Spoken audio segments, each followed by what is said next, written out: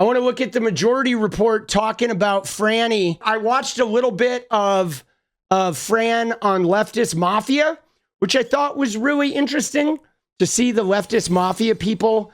And it's crazy because like everybody in the progressive world right now is like funneled through TYT.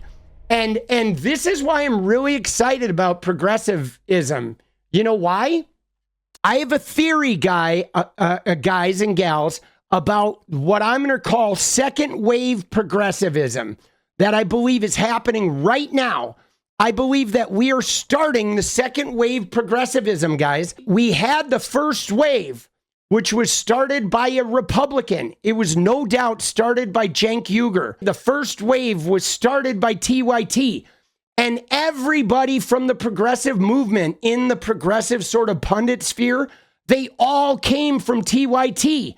Kyle Kulinski, Sam Seder, Emma and Fran, Jimmy Dore, Dave Rubin, all of them.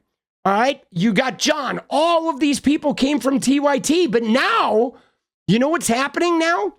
Now we're having a new wave of progressive people that have had nothing to do with TYT. In fact, we're having a new wave of progressives who look at TYT and think, God damn, that's like not even good progressivism. Like that shit is too right wing, of course, because it was started by a fucking Republican. But you know what I mean? I believe now we are starting the second wave of progressivism with people like me and Kat Abu and Tabitha Speaks. And you could go into other left-wing people that you get into on TikTok with like Good Trouble and all those TikTok political voices that look at TYT and think this shit is like rudimentary. And so I actually think what's really going on with Cenk and Anna is not even them having battles with their employees. I don't think Cenk and Anna realize that they're just the first wave, that they're actually done, that progressivism has moved beyond them. And it's like a different thing. They're not even progressives anymore. They're more like center right with a little bit of a left lean on a number of issues. But right where there was a time when they were like progressive, but like now progressivism has evolved beyond them. And they're dinosaurs, right? They're like Dixiecrats, really, when you think about it. Dude, that's what they are. They're like Dixiecrats. They spawned from the Republican Party. They spawned from a shitty part of the political spectrum. But nope, there's too much racism, too much misogyny, and too much anti-homeless shit, like coming from people with millions of dollars, like fuck off. Sorry, Anna. Sorry, Cenk. Both of you, we love you. We appreciate what you've done. Now, fuck directly off, please. And that's my spiel. That's what I'm sticking to. I'm telling you, that's where we're at, guys. We are entering the second wave of progressivism. Yes, polishing Trump's knob is in fact not progressive. Polishing Trump's knob is not progressive. I repeat, polishing the knob of any right-wing figures is not progressive. Okay? There you go.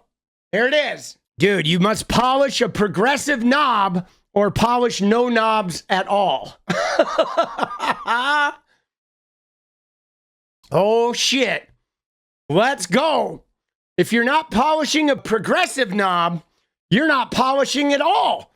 In fact, you're just fucking choking on the knob, dude. Dude, what are we even talking about at this point? Yeah, dude. Yeah, no, he said he isn't progressive. You're right. He is a populist. Yeah, but see, populism, though, dude, populism is bullshit, though. I'm calling him out on that, though. You know why? I mean, what does that even mean? The idea of populism is a shaky subject because the problem I have with Cenk in particular, it identifies like common people and then it identifies the bad people that are elites.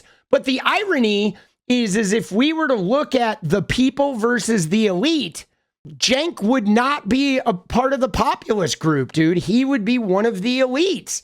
I mean, look at what he even did with TYT.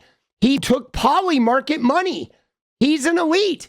He had to become part of the elite system of taking money and avoiding whatever topics he couldn't talk about while taking that money. I mean, he likes to talk about getting the money out of politics and the billionaire donors, but literally TYT is only here right now because they partnered up with billionaire donors. So, I mean, Cenk is a fraud just in and of that. He aligned his progressive news network. Not only did he align with billionaire donors, but he aligned with billionaire donors on the opposite side of the political spectrum. He is like the worst kind of the elites. It would be like if I started a Democratic news company and I had Donald Trump fund it. Like, dude, what the fuck is that, bro? If I ever do that, you have permission to take a brick to my fucking skull and put me out of my misery. That's what Cenk Uygur did. So, I mean, his whole talk about being a populist is bullshit because he's in bed with the corporate donors, and he and Anna defended a corporate donor. Like, they're big fans of Rick Polish, the fucking billionaire real estate developer's knob. You know, I mean, they're filled with contradictions. They really are. There's something about them that is like, you know, obviously the cognitive dissonance with Cenk saying like, oh, the billionaire donors, while he has a billionaire donor. And then Anna is like, you know, she's like, oh, I'm for the people until they're homeless. And then I want to fucking set fire to them. All right. So, yeah, let's get into it. What went on at TYT, you know, over the 10 years that Francesca was a contractor. Francesca was no benefits, a contractor there. I do know, only because I have firsthand experience about it, that Cenk was completely lying in his characterization of what went on with he and I. I mean, I sort of couldn't quite make out exactly what he was saying. But I will be absolutely clear about this. Cenk and I, in October of 2016, went and had a drink at the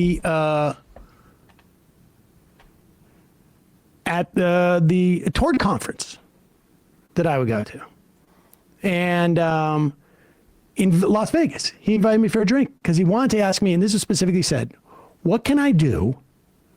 And I should say at that time, the TYT liked to pretend like it was some type of network, that it was not a network. We basically we were basically TYT's client. And for, I think it was 20% of our YouTube revenue, they would do all the optimization. Mm-hmm. We were too small of an operation to do it.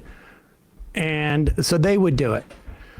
And occasionally they'd put our stuff on their Facebook page or something. So that's interesting. Like, even from what he's saying right here about how TYT, like, they consider themselves a network, but what they really was they were more like an organization where they would grab people who already have their own audience and they would take a share of the revenue from the audience in exchange for, you know, whatever they were providing. Ostensibly with this idea of you're going to get bigger through us. Interesting. And Cenk came to me and he said, but he wasn't my employee. He wasn't employer or employee or any of it. And Cenk came to me and said, what can I do to tamp down this feud with Jimmy Dore? And I was like, fire him, because his politics suck. And I think Cenk accused me of wanting to call him names. Now, see, this is interesting because I want to pause right here and I want to be very clear when I say this. Sam is right. Jimmy Dore's politics fucking suck. They're terrible, bro. I remember early on, I looked up, like, who are the prominent progressives, and I saw Jimmy Dore's name. I went and watched him for 5 minutes, and I was like, that guy's a fucking asshole. That guy ain't a progressive. That guy is alt-right figure. He is literally a wolf wearing a fucking sheep outfit. Dude, he is so bad, dude. He is so toxic and phony. Like, there's like anti-humanity, like everything about him is dog shit. I had a problem with Jimmy Dore on his TYT show saying it didn't matter if Peter Thiel was on the Supreme Court. And then subsequently, when I invited him on to discuss it I was very measured about it. That's until insane. He started acting like a jackass. I said, hey, dude, we could end up with Donald Trump appointing 3 Supreme Court justices. Yeah. And Jimmy's response was, oh, we could also have the moon fall into Lake Michigan. You're trying to manipulate me with fear. Exactly. Right. And I think Roe v. Wade was also the subject, and that was basically him saying that the moon it's more likely that the moon falls into Lake Michigan than Roe v. Wade gets overturned, and look what happened. That was Dude, back in the what day an- when he acknowledged 3 Supreme Court justices as a bad thing. Dude, what an idiot, bro. I mean, Jimmy Dore's a fucking idiot. Dude, like the worst fucking take possible. So, I mean, just hearing this, it's possible that began the downfall of TYT right there. You know, when you let somebody like that, like, be part of a progressive network. Yes. I mean, sort of vaguely. And that was it. Cenk wasn't reprimanding me, because if Cenk had tried to reprimand me, I would have told him to eat my arse. Right. There was no reprimanding. I don't remember when we left TYT, but it was basically when we decided, like, I don't need them to optimize anymore. It wasn't because he fired me, because I was calling Jimmy Dore I didn't even catch that. garbage or whatever it was. Yeah, it was more like they no longer needed to give up 20% of their shit to TYT. Now, see, this is interesting, right? Because Cenk did portray this the other day of, like, Sam Seder was fighting with Jimmy Dore. I told him to knock it off and he wouldn't do it, so I had to fire him. But, like, dude, he wasn't even anybody's boss. TYT was merely taking 20% of the Majority Report's money. For what? To be under the TYT umbrella, to have some of their content posted on their Facebook page, some promotion, I have companies right now. There's a company called MediaCube. Okay, I'm getting emails all the time now from MediaCube saying, hey, like, you don't have to deal with Google AdSense anymore. Partner up with us and we'll pay you out in advance, any type of currency. But the MediaCube is like Maker Studios, right? Yeah, Maker was one of them. This was back in the days of Maker Studios. You remember? They had a name for it. It was a multi-channel network, MCNs. That's what it was. MCN is what it was, a multi-channel network. This was back in the day. It was an organization that offers assistance to channel owners, product programming, funding, cross promotion, right? Whatever. And then they take a percentage of the YouTube channel. And this was very big during the big blow up. So an MCN would collect a whole bunch of YouTube channels that are monetizing, and they would take a percentage from every YouTube channel while offering them special analytics or title optimization or SEO help to get their videos noticed, etc. And so then an MCN they were like middlemen. And yeah, that's what TYT was doing. Now, you ready? I'm going to give you an example here in my town, in Portland. So about 12 years ago, I became an actor, okay? And I was looking for an agent. This story's crazy. So while I'm looking for the agents, I start looking at the local agents. And there was one woman who was an agent in town, and all of her actors had LA credits, like major credits, you know, like Big Bang Theory, like serious shit. So I'm like thinking, holy shit, this woman must be a good agent, right? Because all of her actors have these great credits. Well, you know what's funny? I did a little research and I started talking to her actors, and I found out that she was a terrible agent. And in fact, what she did is any actor from LA that had a major credit that moved here, she would sign them. So she looked like the agent with the best actors, with all the major credits, because she picked up every single actor that moved to town with big credits. But then in fact, she didn't really do any work for hardly any of them. She just used their credits and that clout to sign a whole bunch of local people that she put into shitty things and was collecting percentages from. But she was actually a terrible fucking agent who didn't provide her people with much good opportunities. She just literally exploited all of her clients, and she got a whole bunch of new clients because everyone thought she was helping people get those LA credits. It's like so deceptive. Yes, she was never the agent when they got those things. She picked up everybody who had big credits. She would sign them up, and then she looked like she was super successful. So that's kind of what TYT was, I bet, back in the day, is every young voice that was starting to blow up, TYT would go in and say, hey, we're the big guys. We're going to take 20%. We're going to partner up together. We're going to help you blow up. But all the while, TYT is sort of eliminating the competition because now those people's content is part of their content and they can use it, right? You know what I mean? And so TYT was, you've heard the phrase, keep your friends close, keep your enemies closer.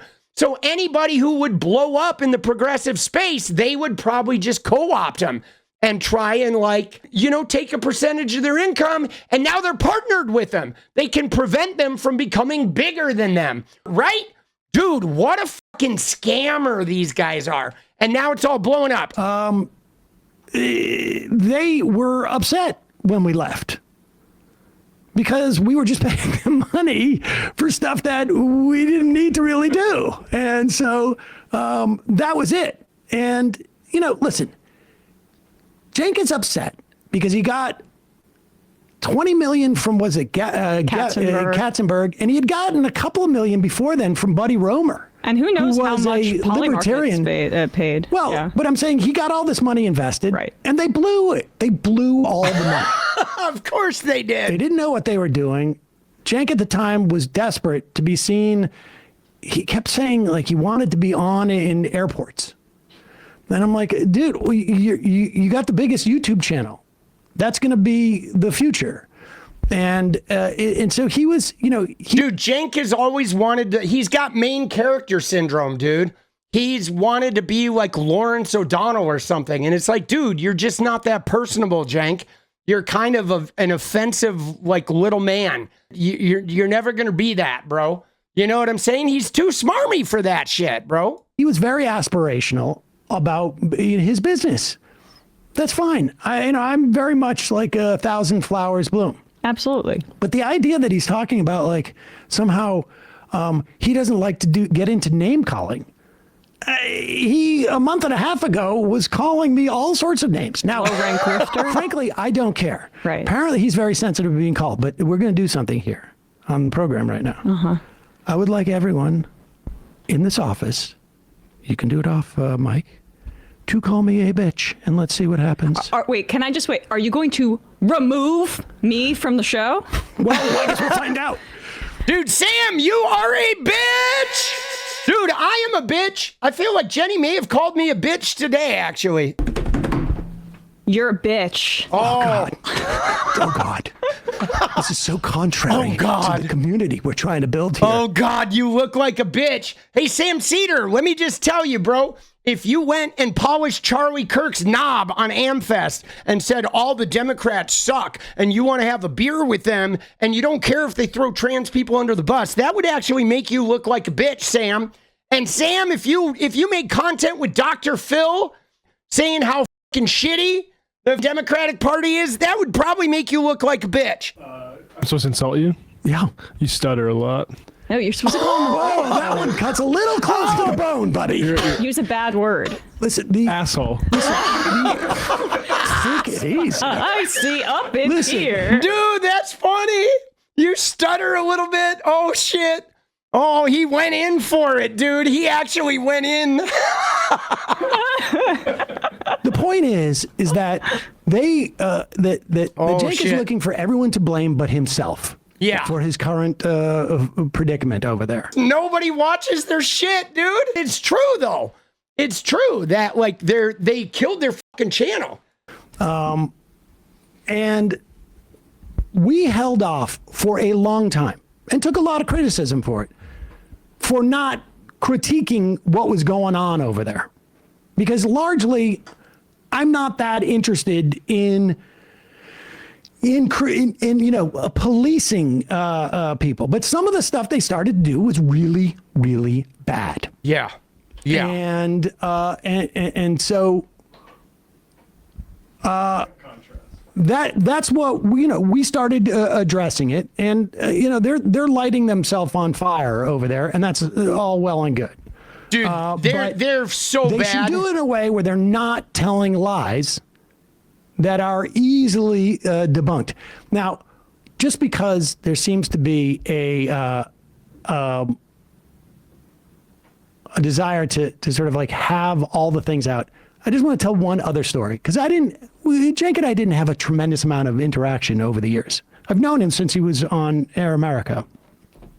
And I filled in a couple of times, I think, on TYT, 15 years ago or something like that.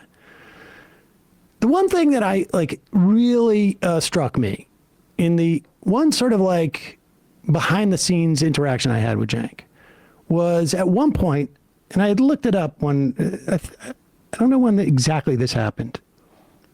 It was during, I think, the first Trump administration. I could look it up again in the emails. I was invited to a meeting with some of like the Google, or I think it was Google, government liaison people. And it was me, Cenk, and two of these people. And they were asking us about potential hearings on antitrust that Google might face. Mm-hmm. And I remember saying, like, with all due respect, I like the fact that, we do make money on YouTube. I appreciate you people. I do think that Google should be broken up into many pieces. And they were like, okay. Dude, and I was Google's like, and there's a growing crazy antitrust movement. And I really do hope they're successful in pulling you guys apart. I don't want you guys to lose your jobs. And I don't think you will or whatever, but I just want you to know that. Cenk was not only so dismissive about it, I do specifically remember, he goes, well, I've read Matt Stoller. I will testify on Google's behalf in front of Congress. Now, it was both hilarious to me that Cenk thought that would be valuable to them. A little delusional. Yeah, but the delusional part, I've always sort of understood. Amusing, yeah. It always, was part of Cenk's charm. Yeah. But I was like, this guy, where are this guy's principles?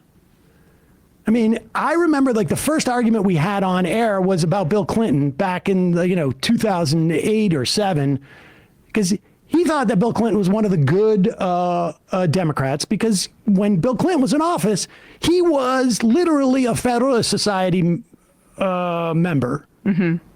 a Republican and lawyer. Now, I love converts, and sometimes they have the zeal of converts, but over time, if you are untethered to some type of fundamental ideology, what happens is when you hire people, for instance, you don't even know what to look for, because you don't have that yourself. And so you can hire people who walk in and go oh, these are the principles I believe in. But if they can't articulate them in a way that hits your understanding of why you have these beliefs, they could turn out to be a Jimmy Dore. Right. Or Jimmy a Dave Dore. Rubin. Right. Or an Anna Kasparian. Dude, yeah, isn't that wild? When you think about it, think about that. I guess I guess it's not surprising, okay? Because the one thing we're not taking into account is that TYT, the progressive umbrella that started this progressive movement, was started by a disillusioned Republican. Cenk Uygur was a Republican who became disillusioned. So he started this progressive thing that allowed him to be disillusioned with the Republicans, but he could also still shit on the Democrats. And then he pulled in a whole bunch of people who eventually became right-wingers, Ruben Kasparian, right? Because he was a right-winger. He was a misogynist who fucking talked about celebrity camel toes. And Anna Kasparian was right there too, like reveling in that misogyny and being like, you know what I mean? Being the brash, like lashing out woman, and the racism with the N-words and all that shit. So yeah, so they actually have always had a right-wing underpinning under all this shit, right? From the very beginning. So I guess it's not really that much of a surprise. I mean, all these things can happen. Yeah. Right. Or honestly, I think you can also see it reflected in the way you treat your employees, right? Like with the efforts to bust the union. Oh my God, the union busting was so gross. It was. And even at the time, I received a call from somebody high up in the network asking me not to speak publicly about it. I was young. I kind of have regrets about that I should have spoken up a little bit more publicly, but I was also not making too much money and trying. Dude, the union busting is terrible. And yeah, well, so Incel blog with the Cenk thing, that's why Bernie took away his endorsement, guys. It's true. When Cenk ran for Congress, Bernie Sanders endorsed him until that story came out about the Incel blog where Cenk had said a bunch of nasty shit about women and Bernie pulled his endorsement. Okay? That shit is very real. Here it is after backlash. You can Google it. There are many stories about it. But essentially, he was endorsed by Bernie Sanders. But then in a blog post from 2000, Uygur wrote that obviously the genes of women are flawed. They are poorly designed creatures who do not want to have sex nearly as often as needed for the human race to get along peaceably and fruitfully. Uygur also came under fire for using the N-word on his show when quoting racists, etc. And then Bernie said, I hear my supporters who are frustrated and understand and I retract my endorsement. What is up, guys? Thank you so much for watching. You like the video, you want to support independent resistance media, you know what to do. Drop that sub, hit the like button, and please share it.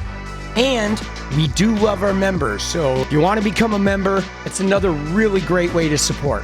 Thanks again for everything, guys. I'll see you next time. Let's go.